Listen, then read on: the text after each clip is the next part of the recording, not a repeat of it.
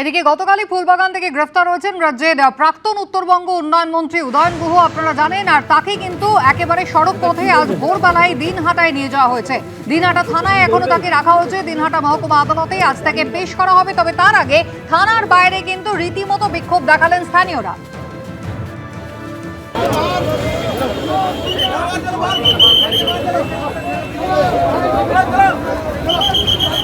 ভিড় সামলাতে সেন্ট্রাল বাহিনী সেখানে উপস্থিত ছিল। হাতে ডিম নিয়ে মহিলারা তারা এসেছিলেন।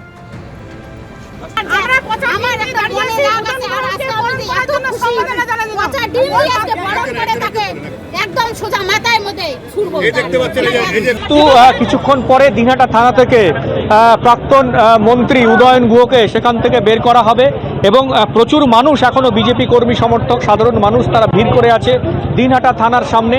এখনো পর্যন্ত তাকে বের করা হয়নি। এর আগে একাধিকবার দেখা গেছে যে থানার সামনে সাধারণ মানুষের ভিড় এবং বিক্ষোভ দেখাতে শুরু করেছিল তারা, এবং সব মিলিয়ে এলাকায় কেন্দ্র করে উত্তেজনা ছড়ায়। পরে কেন্দ্রীয় বাহিনী আসে এবং তাদের সেখান থেকে সরিয়ে দেয়। সব মিলিয়ে ঘটনাকে কেন্দ্র করে কিন্তু টান টান উত্তেজনা চলছে এখন দিনহাটা থানা চত্বরে। ইতিমধ্যে অনেকে এসেছেন, তারা কালো কাপড়ের মালা নিয়ে এসেছেন, কেউ হাতে ডিম নিয়ে এসেছেন এবং সবারই দাবি উদয়ন গুহ যে অন্যায় করেছে তাকে তার শাস্তি পেতে হবে।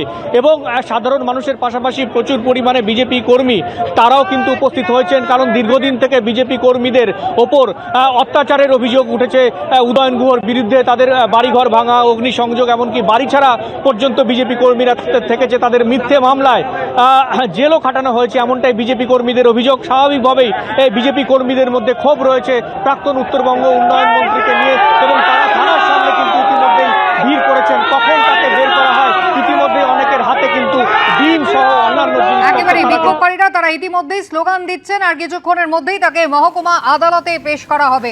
ধন্যবাদ শুভেন্দু।